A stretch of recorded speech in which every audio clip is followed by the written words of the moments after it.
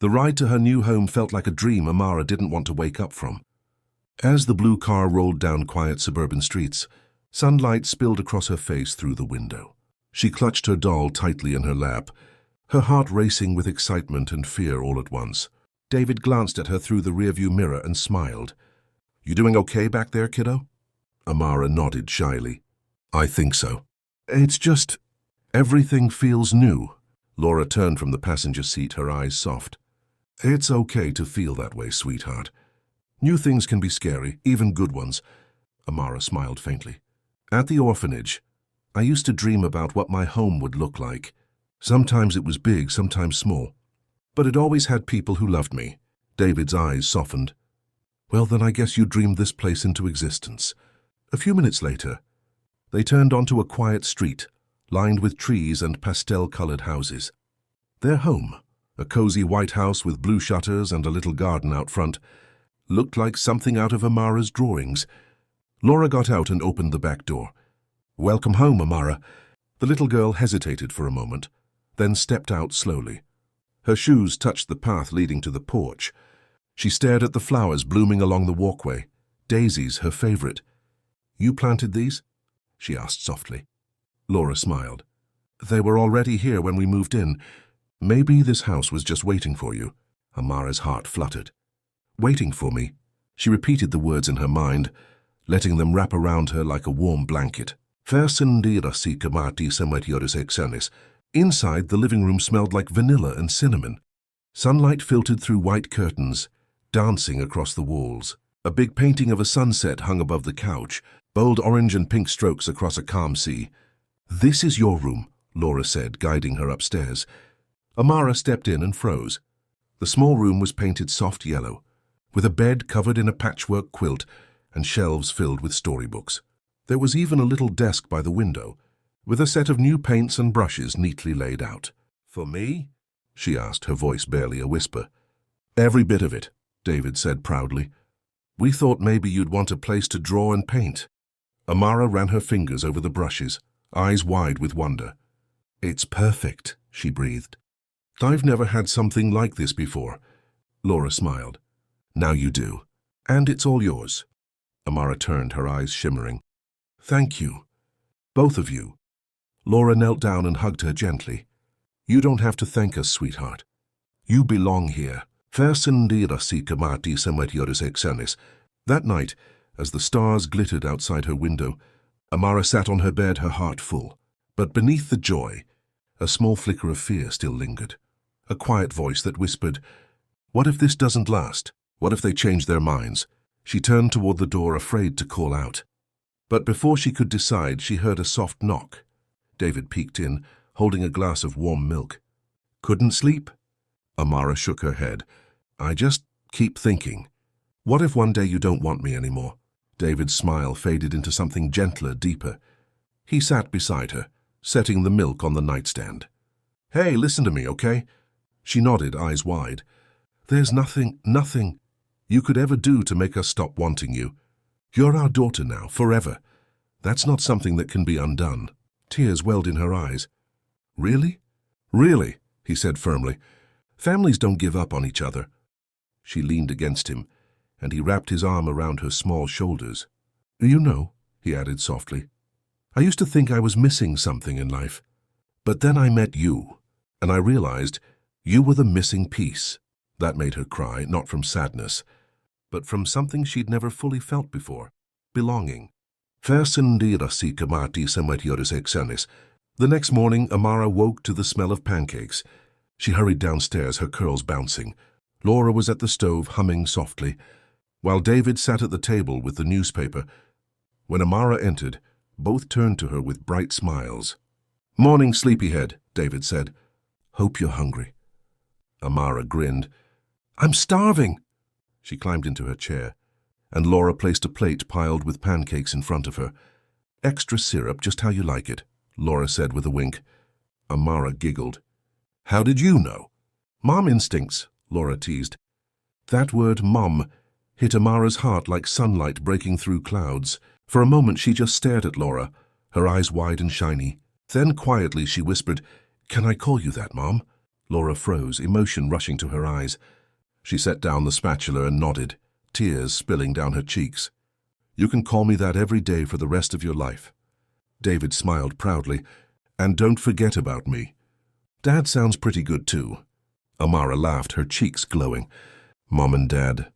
She said it again softly, testing the words, feeling how they fit on her tongue. For the first time in her life, they didn't feel like something she was pretending to have. They felt real. That night, as Amara drifted to sleep in her yellow-painted room, she whispered to her doll, "I think this is what love feels like." And for the first time ever, she didn't dream about being adopted, because she didn't need to. Her dream had already come true. For the first few weeks, everything felt like a dream. Every morning, Amara woke to the smell of breakfast, laughter echoing through the house, and the sound of birds chirping outside her window. She had her own bed, her own desk, and for the first time in her life, her own family. But like all new beginnings, even the brightest ones carry shadows. It started with something small. One afternoon, Laura had taken Amara shopping for school supplies. Amara had never been inside such a big store before. The lights were bright, the aisles full of colors, the shelves lined with shiny backpacks and new pencils. "Pick whichever one you like," Laura said cheerfully. Amara's eyes darted from one bag to another, pink, purple, blue. But when she picked a bright purple backpack with glittering stars, a woman nearby glanced at her, then at Laura, and whispered to her husband, "Isn't it sweet? She adopted a black child." The words were quiet, but not quiet enough. Amara froze, her little fingers gripping the backpack tightly. Her throat felt dry. She looked up at Laura, searching her face for a reaction. But Laura was pretending not to hear. She smiled gently and said, "That's a lovely choice, sweetheart." But Amara could see it, that flicker in Laura's eyes, the hesitation, the discomfort. That night back at home, Amara sat silently at dinner. She pushed her peas around her plate, barely eating. David noticed first. "Hey, kiddo, you okay? You've barely touched your food." She nodded quickly. "I'm fine." But her voice was small, unconvincing. Laura reached out. "Sweetheart, if something's bothering you, you can tell us." Amara looked up at her. For a moment she wanted to. She wanted to say, "They were staring at us, because I'm different." But fear crept in, that same fear she'd felt all her life. What if they started to see her the way others did? What if she ruined everything? So she shook her head. "I'm just tired." Laura sighed softly, deciding not to push. "All right, love. Eat what you can, then go rest." But later that night, when David peeked into her room, she wasn't asleep. She was sitting by the window, her knees pulled to her chest, staring out into the dark. "Hey," he said gently, walking in. "What's going on, Amara?" She hesitated, then whispered, "People were staring at us today, and they said things." David's expression darkened slightly. "What did they say?" She swallowed hard. "They said, you adopted a black child, like it was something strange. Like I don't belong with you." Her voice broke at the last word, and tears spilled down her cheeks. David's heart shattered.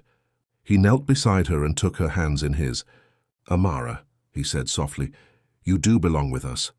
You always will. Don't you ever believe anything else." She looked at him through her tears. "But what if people don't like us because of me?" He shook his head, his voice firm now. "Then that's their problem, not yours. You are not something to be ashamed of. You are something to be proud of." Amara sniffled. "But what if Mom thinks it's too hard? What if she regrets adopting me?" David's chest tightened. He hugged her tightly. "Laura doesn't regret a single thing. She loves you more than anything in this world, and so do I." At that moment, Laura appeared in the doorway. She'd been standing there the whole time, tears streaming down her face. "Oh, sweetheart," she whispered, walking toward them. "I should have said something at that store. I heard those people, and I wanted to protect you, but I stayed quiet. And that was wrong." Amara shook her head. "You didn't do anything wrong." Laura knelt down beside her. "No, I did. Because when someone makes you feel less than who you are, silence is never the answer. You deserve to be defended, loudly." Amara's lips trembled. "You're not mad at me?" "Mad at you." Laura pulled her into her arms, holding her tight. "Never. I'm mad at the world for not seeing how incredible you are. But I promise you this, we will face it together. Every whisper, every stare, every moment of doubt. You'll never face it alone again." Amara cried against her shoulder, her tiny hands gripping Laura's sweater. For the first time, she didn't feel like a burden. She felt protected. David joined the hug, wrapping both of them in his arms. "This is what family means," he whispered. "It's not about looking the same. It's about standing together no matter what." The three of them sat there on the floor for a long time. The house quiet except for the sound of rain softly tapping against the window. Outside, thunder rolled in the distance. But inside that small yellow room, Amara felt safe. She felt seen. And somewhere deep inside her, beneath the pain, beneath the doubt, a new kind of strength began to grow. The next day, when Amara looked in the mirror, she didn't just see the girl from the orphanage. She saw Amara Williams, daughter of David and Laura Williams.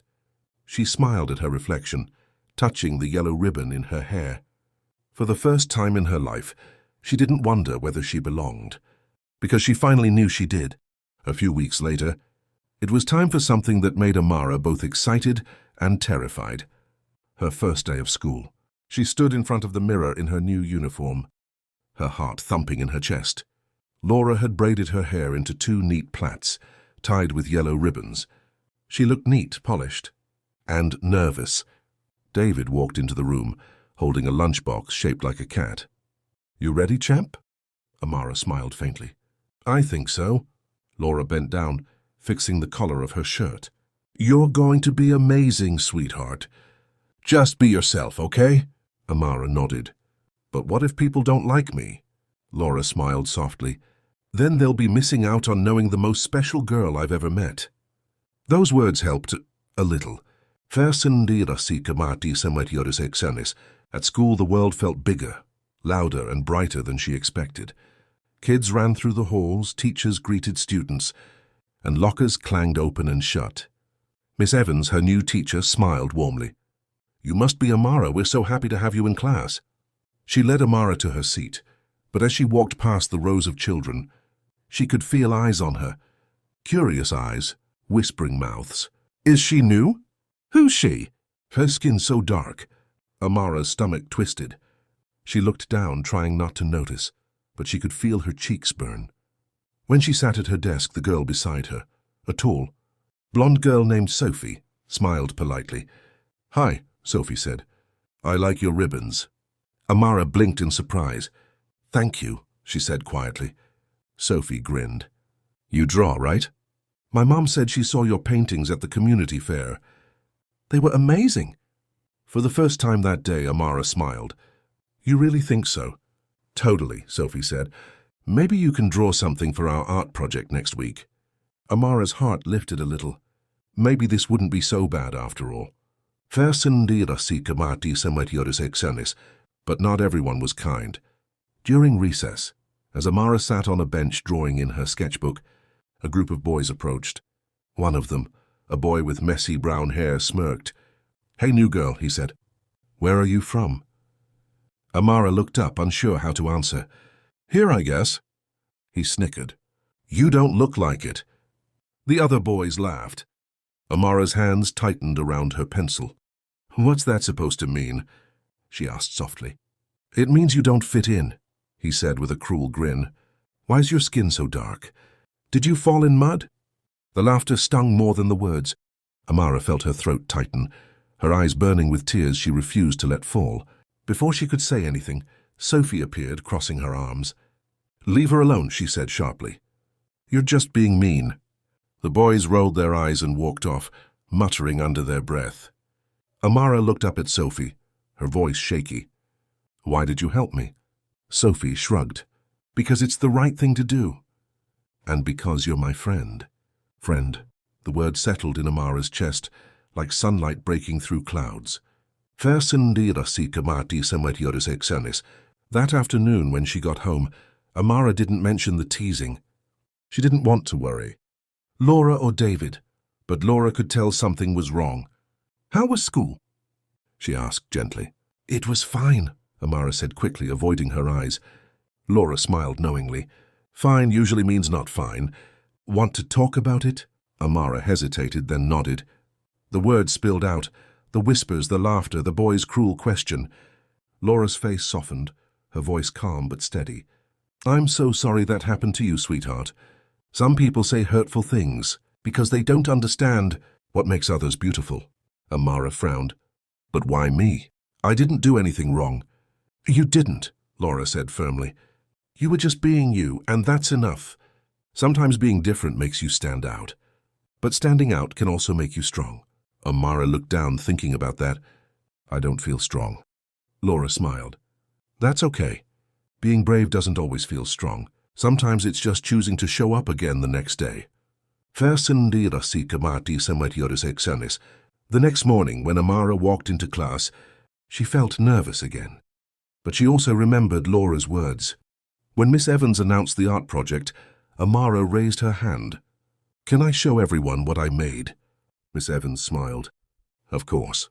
Amara walked to the front of the class, holding up her painting, a colorful image of children of all shades and backgrounds, standing under one big sun. This is called One World, she said softly. It's about how we're all different, but we still belong together. The room went quiet.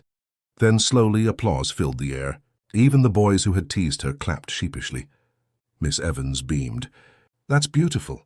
Amara, thank you for reminding us of something important. Amara smiled shyly, her heart swelling with pride. That night at dinner, she finally told Laura and David what happened and how it ended. David grinned. That's my girl, he said proudly. You didn't just stand up for yourself, you taught them something. Amara giggled. I guess I did. Laura kissed the top of her head. You have a gift, sweetheart. Your voice, your art, they'll help people see what really matters. Later, as Amara lay in bed, she whispered to her doll, maybe I don't need to hide anymore. She looked out the window, where the moonlight painted the world silver.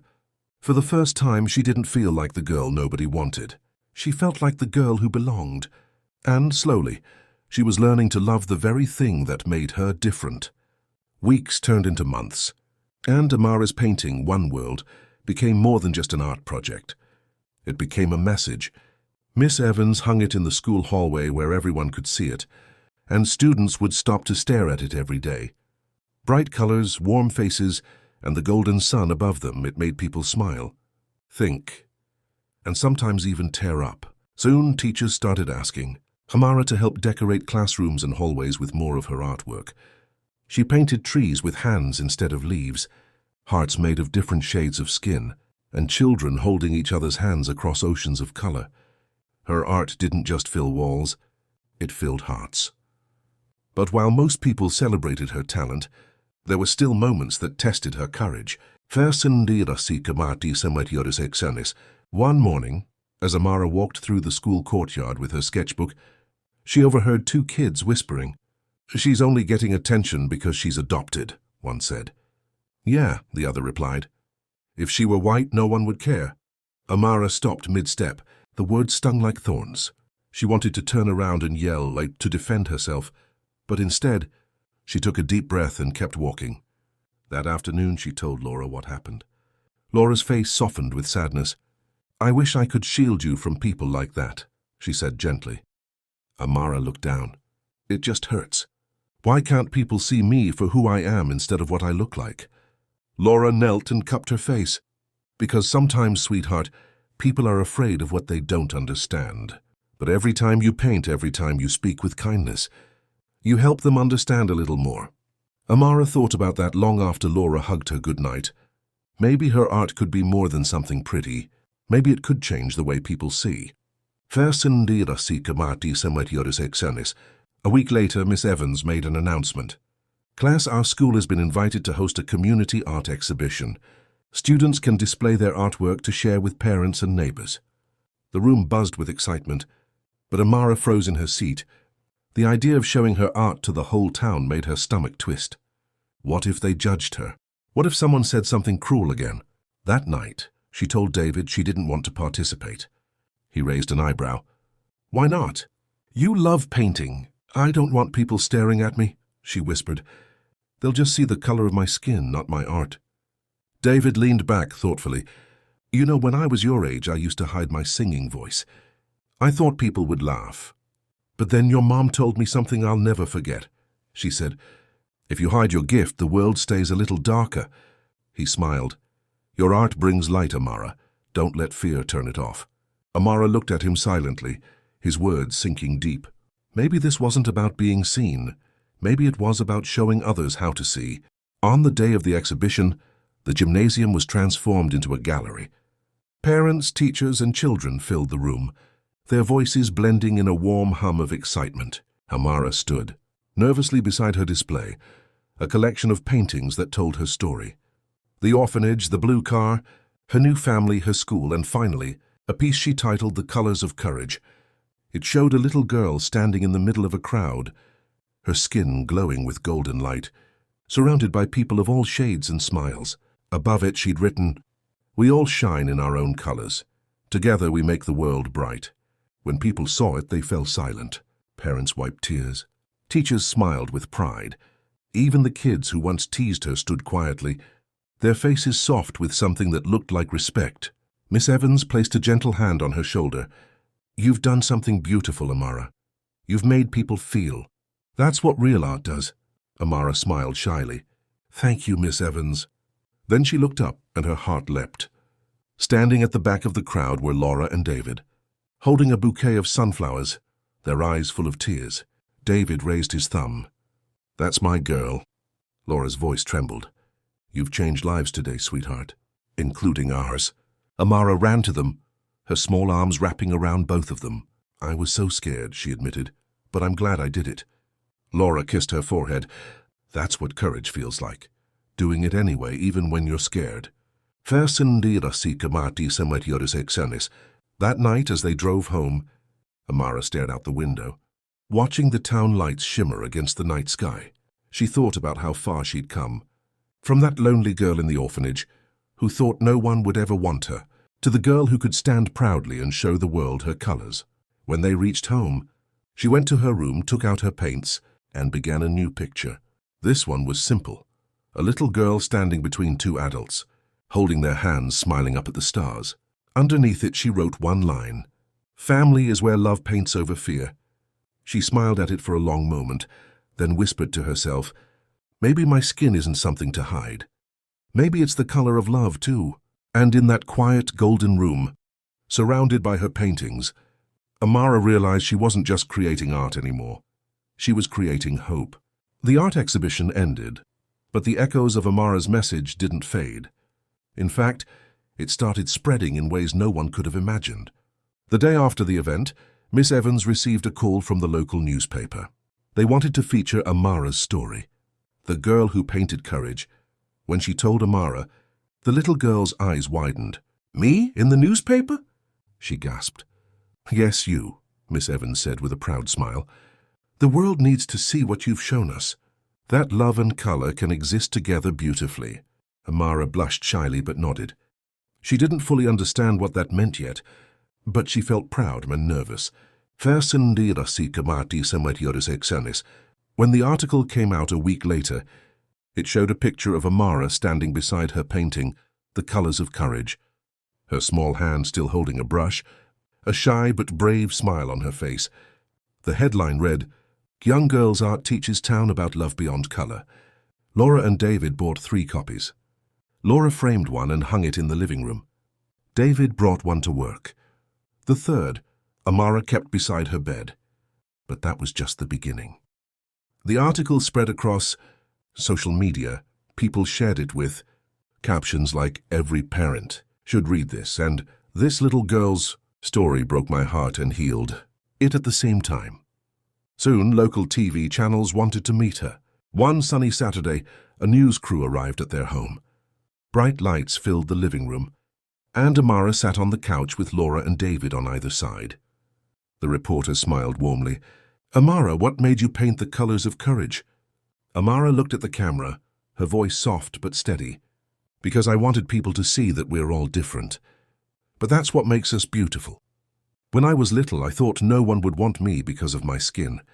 But my family showed me that love doesn't have a color. The reporter's eyes glistened. That's a beautiful message, sweetheart. After the segment aired, Amara's story touched thousands of hearts. Comments poured in. People wrote about how her words made them cry, how they wanted to teach their children kindness, how her painting reminded them of their own struggles to feel accepted. One morning, Miss Evans pulled Amara aside at school, her eyes sparkling. "Guess what?" she said, almost bursting with excitement. "A National Art Foundation saw your story online. They want to feature your painting in their Voices of Youth exhibition in New York City." Amara froze, her heart racing. "New York City, but—" "That's far away," Miss Evans laughed softly. "Yes, but it's also a chance for the whole world to see what your heart created." When she told Laura and David that evening, they couldn't stop smiling. David lifted her into his arms. "Looks like we're going to New York, little artist." Amara giggled, her fear slowly turning into wonder. The exhibition hall in New York was enormous, tall white walls covered in artwork from children all over the country. Some paintings showed hope, others sadness, but none quite like Amara's. When the colors of courage was unveiled, people gathered around whispering softly. They pointed to the warm tones, the unity, the light that seemed to pour off the canvas. A famous artist approached Amara and said, "This painting, it's more than art, it's a message." Amara smiled politely. "It's how I see the world." He nodded. "Then you're already seeing it better than most adults." A photographer captured the moment. The little girl in her simple yellow dress, standing before her painting, like a beacon of hope. That photo went viral online. Millions saw it. Teachers began showing her artwork in classrooms. Non-profit organizations invited her to speak, not because of fame, but because her innocence had said something that the world had forgotten. "We're all beautiful when we love each other." Back home, life remained humble. Laura still packed her lunch. David still told Dad jokes at dinner. And Amara still painted in her small studio corner by the window. But something inside her had changed. One night, as she looked out the window at the stars, she whispered softly, "I used to think no one wanted me because of my color, but maybe my color was meant to paint something bigger." Laura, who had been listening quietly from the doorway, smiled with tears in her eyes. "You were never unwanted, Amara. You were just waiting for the world to see your light." Amara turned and hugged her tightly. "Thank you for helping me shine." Laura kissed her forehead. "Sweetheart, you did that all on your own." The next day, Amara visited her old orphanage with Miss Evans and her parents, the same small building where her story began, the same hallway where she once cried alone. But this time the walls weren't dull anymore. The orphanage director had hung copies of her artwork everywhere. The children, who once looked at her with confusion, now ran up to hug her. "You're the girl from the TV," one little boy said. "You made the rainbow painting." Amara laughed softly and handed him a box of paints. "Now it's your turn," she said. The boy's eyes lit up. Amara watched as the children began to paint, colors spreading across paper like magic. And in that moment she realized something. Her story wasn't just hers anymore. It belonged to everyone who had ever felt unseen, unloved or unwanted, reminding them that they, too, could become a masterpiece. The sun was setting when Amara and her family left the orphanage. The sky was painted with shades of orange and pink, almost like one of her own paintings, blending together in perfect harmony. She sat quietly in the back seat of the car, staring out the window as the landscape rolled by. Her mind replayed everything: the lonely nights in the orphanage, the fear of never being chosen, the moment Laura and David smiled at her for the first time, and the day she stood in front of her painting in New York.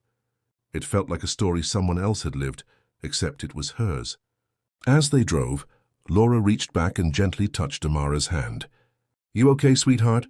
Amara nodded, her lips curving into a thoughtful smile. "I was just thinking how everything changed." David glanced at her through the rearview mirror. "How do you mean?" She looked up, her dark eyes shimmering. "Before I thought my skin color made me unwanted, but now I think maybe God painted me this way for a reason. Maybe my color is part of his art." David smiled softly. "That's a beautiful way to see it, kiddo." Laura's voice was tender. "It is. And you're right, Amara. Every color matters. The world wouldn't be complete without yours." Amara looked outside again, feeling a warmth spread through her chest. For the first time in her life, she didn't just feel loved, she felt seen. A few weeks later, Amara's school held a special assembly. The principal stood on the stage with a microphone in hand and announced, "Today we honor one of our very own students, whose art and courage have inspired not just our town, but people all across the country." The crowd clapped, and Amara was called up to the stage. Her heart thumped as she walked toward the microphone, her small hands trembling. She looked out at the sea of faces, her classmates, her teachers, Laura and David smiling proudly from the front row, and took a deep breath. "I used to think I wasn't good enough," she began softly. "I used to think no one would ever love me because of how I looked." The room grew quiet. "But then, I met people who taught me that love doesn't have a color, that we're all made from the same light, just painted in different shades. And that's what makes the world beautiful." Tears welled up in the eyes of teachers and parents alike. Even the kids who once teased her were silent, hanging on every word. Amara smiled gently. "So, if anyone ever makes you feel small because of who you are, just remember, you're part of the masterpiece too." The applause that followed seemed endless, but what mattered most wasn't the sound. It was the feeling that her words had reached hearts. Later that night back home, Amara stood in front of the big painting that started it all, The Colors of Courage. The golden light from the lamp made the faces in the artwork glow as if they were alive. She touched the canvas softly, whispering, "Thank you for helping me find my voice." Laura came up behind her and wrapped her arms around her shoulders. "You've done something incredible, Amara. You've reminded people that love is bigger than fear." Amara turned and hugged her tightly. "I just wanted people to understand." Laura smiled through her tears. "You did more than that. You helped them feel." Time passed and Amara kept painting, not for fame or attention, but for love. Her artwork began appearing in schools, community centers, and even children's hospitals. Each painting carried the same message: hope, unity, and courage. Sometimes letters would arrive in the mail from children she'd never met. One said, "Dear Amara, I'm from a small town where people don't like me, because I'm different. But when I saw your painting, I didn't feel alone anymore." Another wrote, "Thank you for showing me that I can be proud of my skin.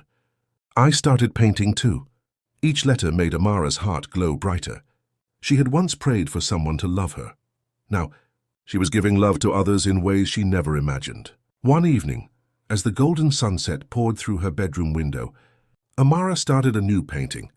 On the canvas, she drew two hands, one dark, one light, holding a small heart between them. Around it, she painted rays of color, each one blending softly into the next. She titled it A Heart Painted in Love. When she finished, she stepped back and smiled. The picture wasn't perfect, but it was real, and that's what mattered. She whispered softly, almost like a prayer. Maybe it's not about being chosen. Maybe it's about choosing to love anyway. Outside, the evening light danced across her windowpane, painting her face in hues of gold and amber, as if the world itself was agreeing. Because in that moment, Amara wasn't just the girl who once cried alone. She was the girl who taught the world that love, like art, is most beautiful when every color shines.